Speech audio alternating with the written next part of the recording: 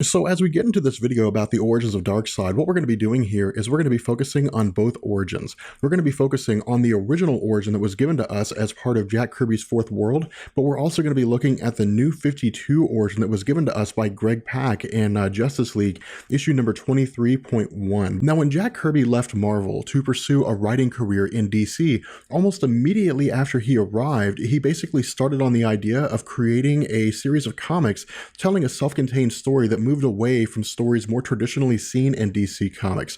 Rather than focusing on Superman and Batman and so on, Jack Kirby wanted to establish a mythology that was all his own, that focused on characters with extraordinary power, but that still also maintained this representation of the battle between good and evil. And so this idea would ultimately come to fruition with the Fourth World event, or the Fourth World story, and Darkseid, which would allow Jack Kirby to use Darkseid as this kind of representation, this sort of amalgamation of ultimate evil in the New God mythology. Now, the origin story of Darkseid itself is actually given to us in Jack Kirby's Fourth World, issues number 2 through 5, as backup features. And what this means is that they basically appear at the back of each of these issues. They kind of tell us this ongoing story of how it was that New Genesis and Apocalypse came into existence, as well as a story of how it was that Darkseid came to be. What we learn here is that when the world of the old gods, that is to say the gods of classic literature, had come to an end, that New Genesis and Apocalypse came into existence in their place.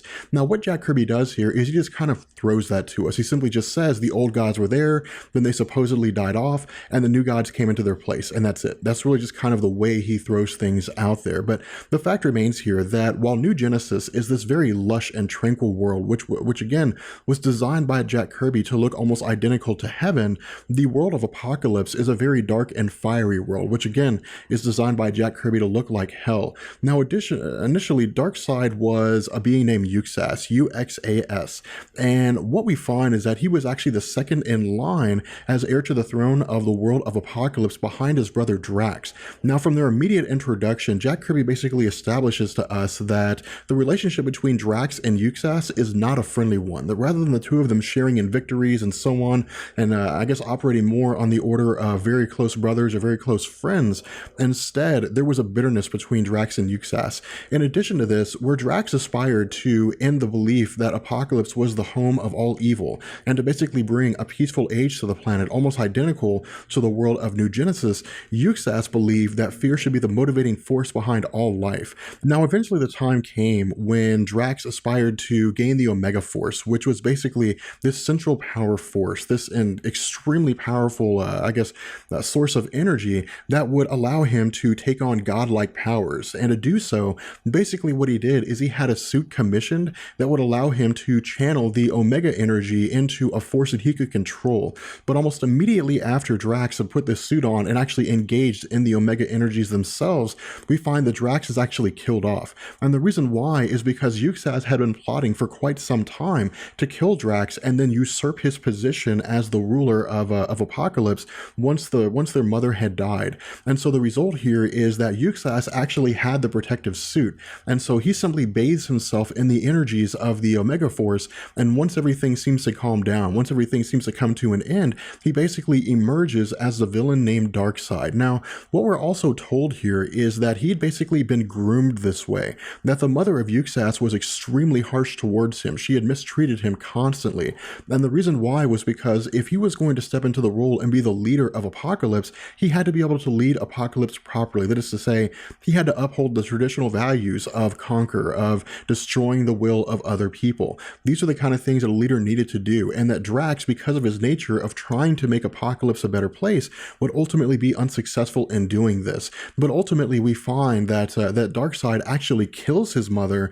and ends up usurping the role of, or I guess the throne of of Apocalypse anyway. And so again, this really just kind of continues to highlight the very dark element of Darkseid. Now, another part of this equation is the Crisis on Infinite Earths. Because of the fact that Darkseid was initially given to us by Jack Kirby as existing outside of all the existing continuities that were part of the Crisis on Infinite Earths, Darkseid didn't get a reboot. It was almost as though Darkseid and the New Gods were in this separate bubble from all of the other mainstream DC continuity. And so it was very easy for DC during the Crisis on Infinite Earths to pass up Darkseid, to simply say Darkseid is not affected by this crisis because he exists outside of this continuity. And so as a result, he wasn't wasn't rebooted. This is the reason why, from the time that Darkseid was given to us by Jack Kirby and the Fourth World stories leading up to the New 52, Darkseid's continuity was never changed. His origin story always stayed the same. The second origin of Darkseid, and the one that I actually find to be a whole lot less interesting, comes to us in the New 52 with the Justice League issues number 23, or I guess issue number 23.1. And what we mean here when I say issue number 23.1 is that it's really more of a companion comic, that the numbering of the Justice League went to 23, and then we got 23.1, 23.2, 23.3, and so on. That gave us these kind of backup origin stories or explanation features to a lot of what was interesting to people in the Justice League story. But the problem here was that this story really really felt like it had kind of a rushed feel to it, in the sense that it was just kind of thrown together at the last minute, and it was just kind of slammed together and just thrown out there to the reader. And what we're told here is that at some point in the distant past, the planet that Yuxas was residing on was inhabited by various denizens that seemed to farm the land, that his brother along with his sister were farming alongside him, but that they also seemed to worship the old gods out of fear, indicating that in this origin, the old gods haven't died yet.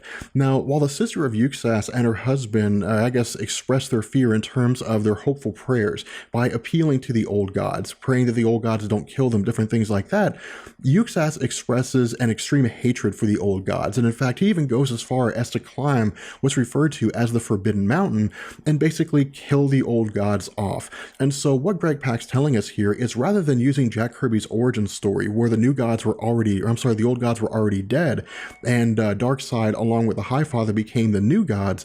Instead, they actually kill the old gods and then usurp their power and become the new gods. And that's in fact what happens here. When Yuxas kills the old gods, he usurps their power. He actually takes their energy and is transformed into Darkseid. Now, a lot of the things that go on here, how it was he absorbed their energy, different things like that, that's not explained to us. That's not given to us. We're simply just told, here's how things happen. And we're just kind of left to assume that this is the absolute origin here. Now, the other half of this equation is the brother-in-law, so to speak, of Yuxas, in the sense that one of the last dying members of the old gods had basically given all of their power to the brother of Yuxas. And so the brother of Yuxas was born into the role of being the Highfather. And so this basically established how it was the Highfather and Darkseid came into existence. They had basically killed the old gods, usurped the power of the old gods, and then they formed Apocalypse and they formed New Genesis respectively. But again, this is just kind of thrown together. This origin is not nearly as intriguing, I think, as the original origin from Jack Kirby's Fourth World story, but